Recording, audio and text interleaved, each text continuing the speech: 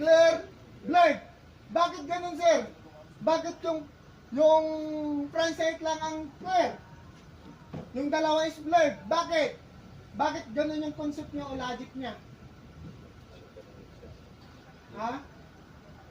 Kasi, yung mata natin, hindi pwedeng mag-focus sa dalawa. Yung puso lang, kahit ilan. Pwede.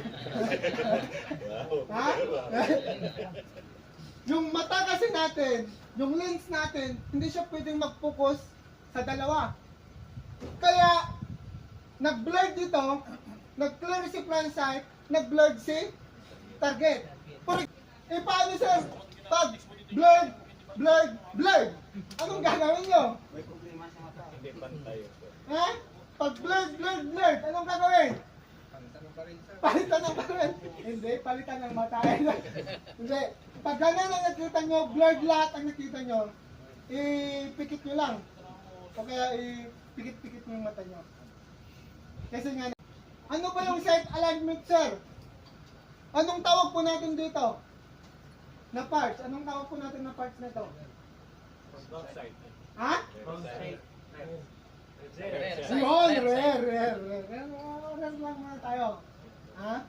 Ito, anong tawag po dito na parts? Rear side. Uy, wala tayong front side. Ito yung rear. Anong tawag dito? Front side. Dapat yung rear at saka front side natin magka-align. Pantay. Yan.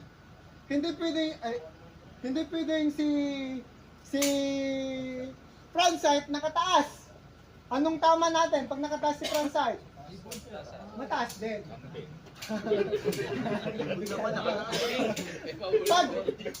pag mababa yung front sight, anong tama natin?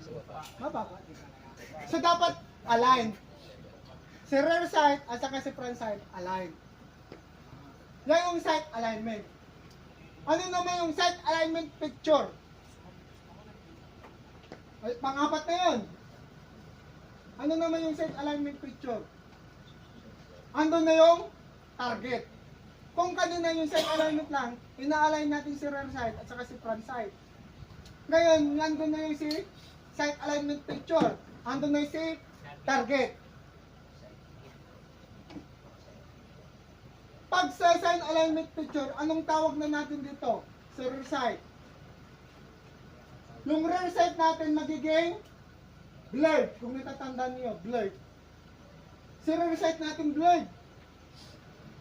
Tapos si front sight, pag may blurred,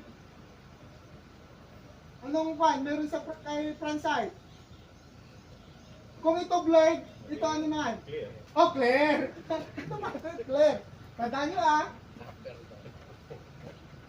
Blurred, clear. Clear side. Si target, ano si target? Kung si rear sight blurred, si front sight clear, ano naman si target? Ha? Picture side. Hindi. Ano naman si target? Ano? Blurred. Blurred, clear, blurred. Bakit ganun, sir? Bakit yung front sight lang ang clear? Yung dalawa is blurred. Bakit? Bakit ganun yung concept niya o logic niya? Ha? Kasi, yung mata natin, hindi pwedeng mag-focus sa dalawa. Yung puso lang, kahit ilan. Pwede. Ha? Yung mata kasi natin, yung lens natin, hindi siya pwedeng mag-focus sa dalawa. Kaya, nag-blurred dito, nag-clear si front sight, nag-blurred si target. For example, lahat ng mata nyo, i-focus nyo sa finger. Dito lang sa finger. The rest yan, blurred yan, as long as titignan mo talaga. Pero pag nakapokus yan sa finger, itong mato, nakikita nyo pero hindi nyo nakuha. Nakikita nyo? Talagang i-focus nyo yung finger. Oh. Doon na. Nakita nyo? Nakuha nyo na? Yes, sir. Na-internalize nyo yung gusto, na-appreciate nyo yung gusto kong sabihin. Bakit naging blurred? Kaya nung during our SWAT training, yung instructor namin, Focus on the front side. Focus on the front side. Yung laging sinisigaw. Pag hindi kami tumatama sa target, focus on the front side. Nakuha po. Kasi nga si front side is clear. Eh paano sir? Pag blurred, blurred, blurred. Anong gagawin nyo? Hindi pantay po. Ha? Pag blurred, blurred, blurred, anong gagawin? Palitan ng baril. Hindi, palitan ng mata. Hindi. Pag ganun ang nakita nyo, blurred lahat ang nakita nyo, ipikit nyo lang. O kaya ipikit-pikit nyo yung mata nyo. Kasi nga nagsashadowing na kayo. Nakuha nyo? Yes, sir. Ipikit nyo lang.